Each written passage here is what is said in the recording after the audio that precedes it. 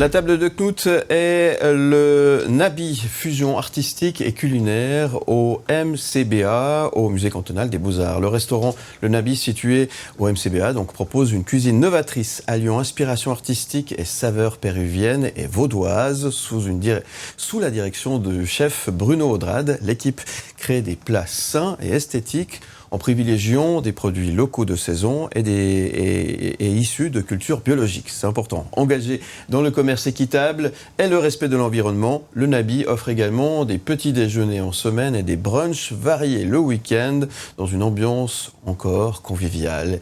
Nos invités ce matin, Delphine Veillon et Bruno Audrade. Bonjour à tous les deux et merci d'être avec nous. Bonjour. Bonjour. Comment allez-vous ? Ça va ? Merci d'être là pour nous parler gastronomie, mon cher Knut. Exactement. Vous êtes nos premiers invités de la saison. De la saison, ouais. C'est bien. Bon, on lance la saison, c'est parfait. Avec le Nabi dont le nom est un peu voisin d'un courant pictural, c'est lié, j'imagine. Oui, c'est lié.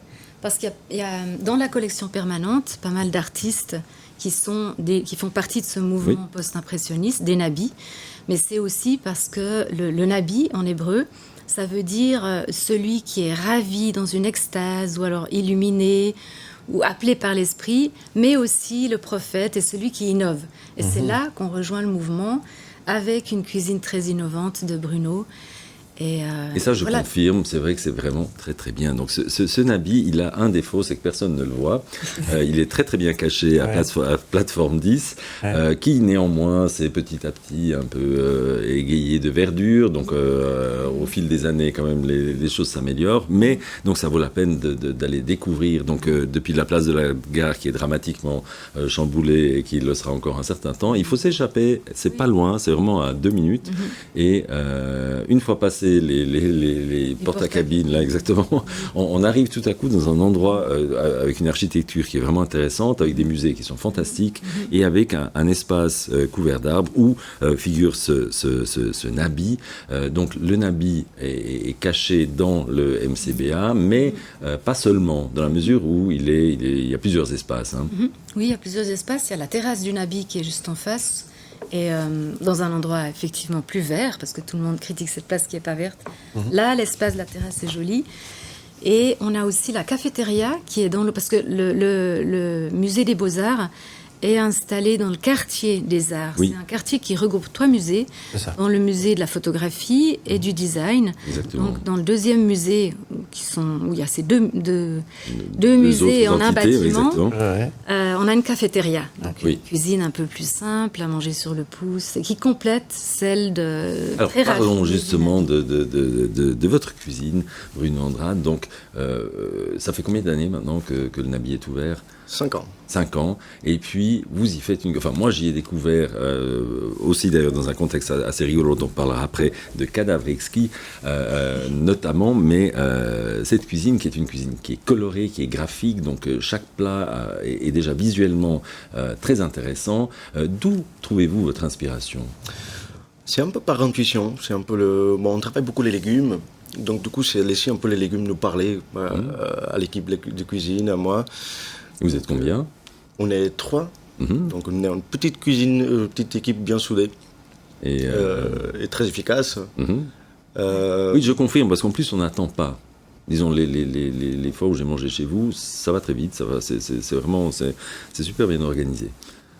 Et donc du coup, on s'inspire de ce que les producteurs, les agriculteurs nous fournissent, donc du coup on laisse les légumes nous parler. On travaille beaucoup de légumes, donc les plats du jour sont à base c'est toujours essentiellement donc le légume est central, mais c'est pas exclusif. Donc il y a du poisson, il y a de la viande parfois. Il y a du poisson et de la viande. Donc mais notre priorité c'est toujours le légume.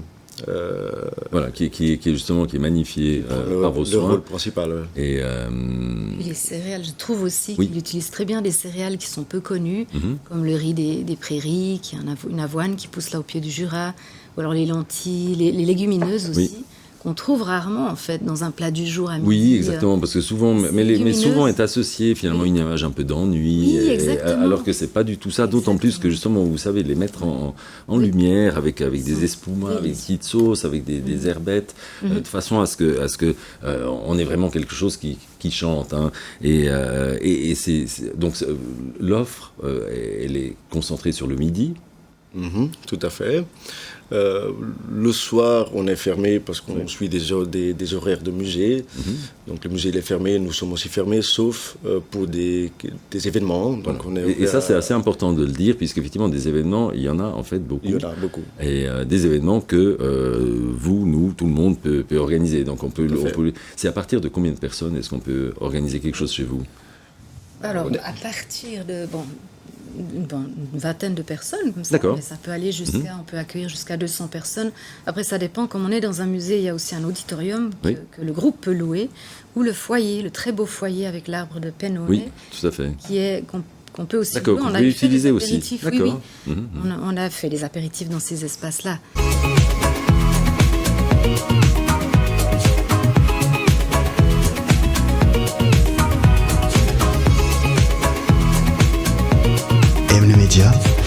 La table de Knut.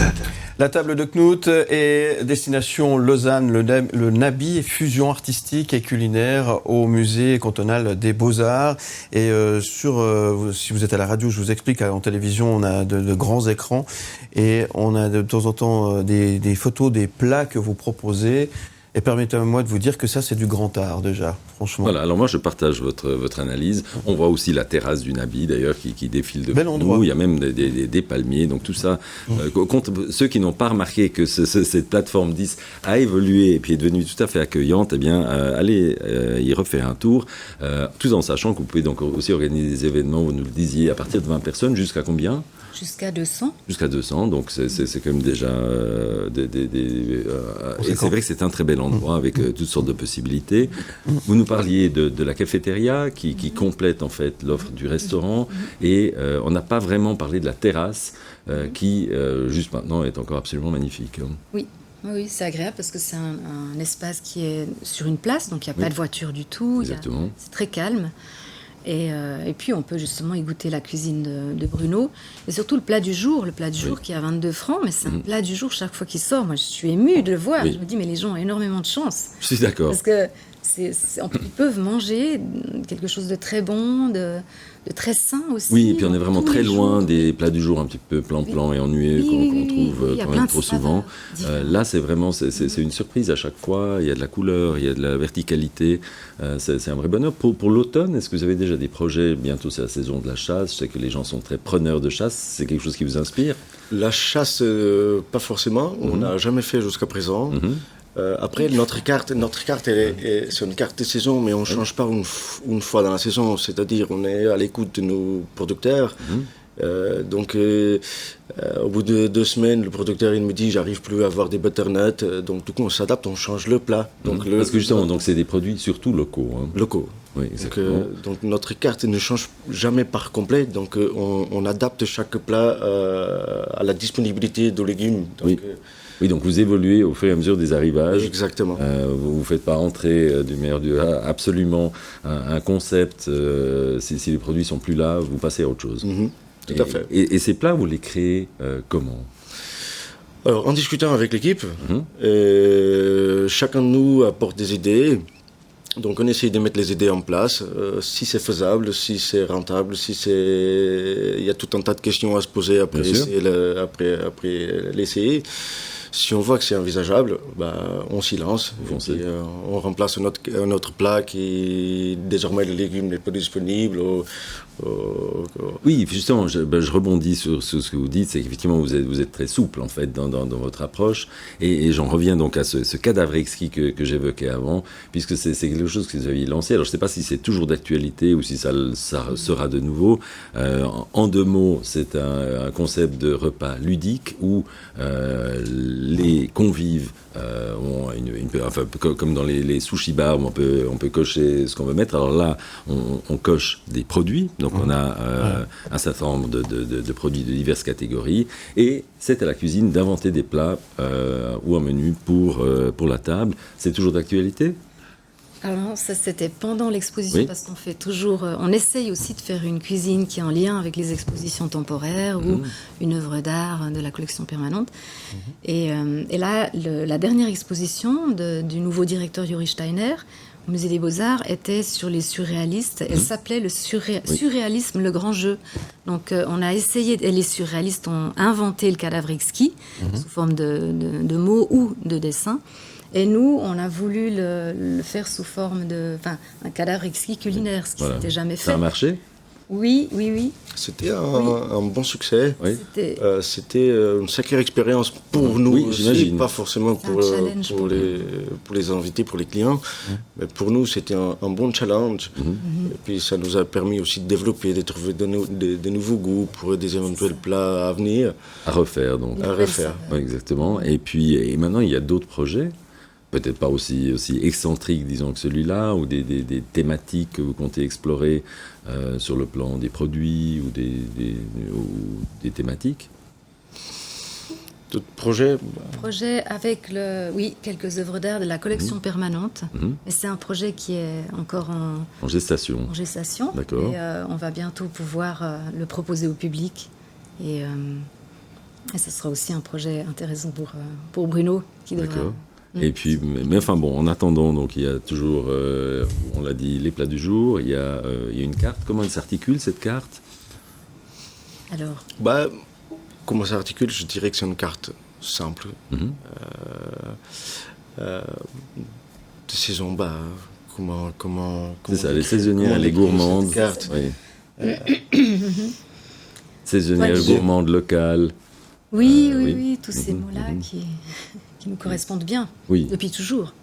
C'est pas pour être dans un mouvement, c'est vraiment parce qu'on est dans cette manière-là de gérer le restaurant. Mon associé est péruvien. Donc, parce que vous êtes deux associés. Oui, on est deux à avoir ouvert, et Bruno est là depuis le début. Donc c'est vraiment une équipe solide qui est là depuis le début. Et donc Jorans Valdivia, qui est mon associé, a aussi amené les saveurs péruviennes, mais qu'on utilise... par exemple, le ceviche, il est fait avec du poisson d'eau douce d'ici, de petites piscicultures ou du lac, et il est mariné au verjus, qui est encore un produit très local que peu de gens connaissent. Donc, on arrive à des saveurs. Bruno développe ça aussi. Avec, je pense que vous avez certainement une clientèle d'habitués qui vient découvrir au fur et à mesure les créations de la maison. En tout cas, c'est vrai que moi, je pense que c'est un endroit qui est à découvrir, injustement méconnu. Très bien.